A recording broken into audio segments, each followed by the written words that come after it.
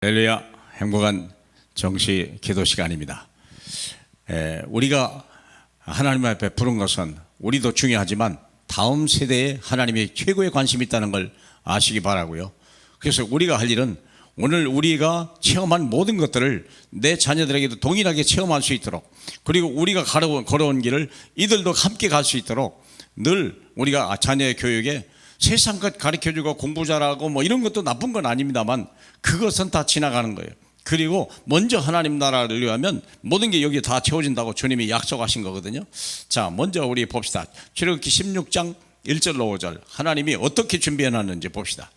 이스라엘 자손의 온 회중이 엘림에서 떠나 엘림과 시내산 사이에 있는 신광야에 이르니 애굽에서 나온 후 둘째 달 15일이라 이스라엘 자손 온 회중이 그 광야에서 모세와 아론을 원망하여 이스라엘 자손이 그들에게 이르되 우리가 애굽 땅에서 고기 가마 곁에 앉아 있을 때와 떡을 배불리 먹던 때에 여호와의 손에 죽었더라면 좋았을 것일. 너희가 이 광야로 우리를 인도해내어 이 온 회중이 줄여 죽게 되나 하는도다. 그때 여호와께서 모세에게 이르시되 보라, 내가 너희를 위하여 하늘에서 양식을 비같이 내리리니 백성이 나가서 일용할 것을 날마다 거둘 것이라. 이같이 하여 그들이 내 율법을 준행하나 아니하나 내가 시험하리라. 여섯째 날에는 내가 그들에게 그 거둔 것을 준비할지니 날마다 거둔 것에 갑절이 되리라. 아멘. 우리가 언약을 가지고 가는 우리와 우리 후대는요, 하나님이 완벽하게 준비해 놨다는 것을 우리는 꼭 먼저 인식을 해야 됩니다. 비록 광야 같은 일에 풀 한 포기 하나, 물 한 방울 나지 않는 그곳이지만 하나님은 그것에 인도할 때 이미 모든 걸 다 준비해 놓고 하는 거예요. 세상이 알지 못하고 세상이 보지 못하는 것을 우리와 우리 자녀들에게 보여주고 그 길을 가게 만들어 놓는 거죠. 자, 그래서 자녀에게 실제로 체험을 하게 만들어라. 머리가 아니다, 지식이다, 내 가슴으로 체험하게 만들어라. 그래서 첫째는 언약을 확실하게 전달해라. 무슨 언약입니까? 영원한 언약. 창세기 12장 1절로 3절 아브라함과 후손에게 영원히 주신 하나님의 언약이 있잖아요.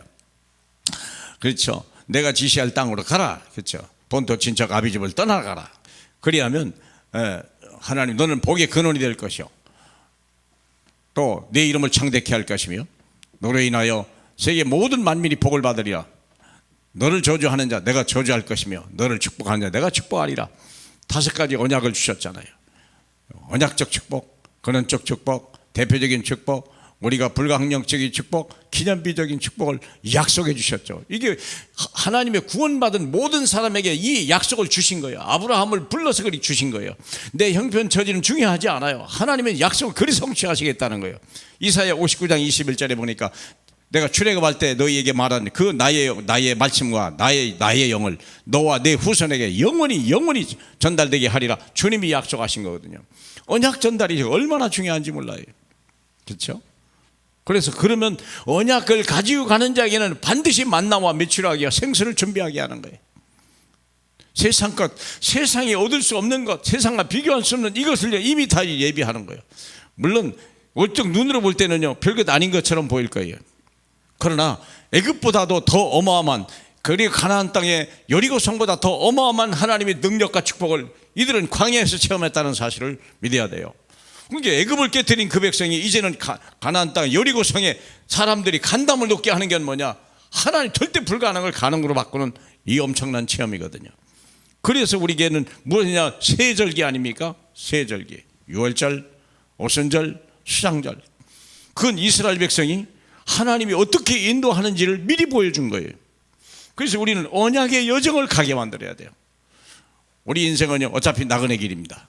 내 인생은요 하나님이 출애굽하고 광야에서 그리고 가나안 땅으로 정복 전쟁을 나가는 그런 시대의 응답을 우리가 누려야 되거든요. 이게 하나님의 약속이에요. 근데 이걸 우리가 모르면 우리가 세상 것 가르쳐주고 세상의 것 먹다가 그냥 먹으면 큰일 나는 거 아닙니까? 돈을 먹다가 결국 멸망하는 이런 크리스찬들이 얼마나 많고, 우리가 가야지 않을 곳을 가다가 어려운 일을 당하는 수많은 사람들이 얼마나 많습니까? 장로님들이 대통령이 됐음에도 불구하고 세상에 다 어려움을 당하고 감옥에 가는 이런 불행한 일들이 어디 있습니까? 생각해 보세요. 이유는 뭐냐? 언약을 몰라서 그래요. 언약을 체험 안 해서 그래요. 그리고 언약의 여정을 우리가 중단해서 그래요. 하나님은 우리를 위하여 완벽한 걸 준비하고 최고의 것을 준비해 주셨습니다.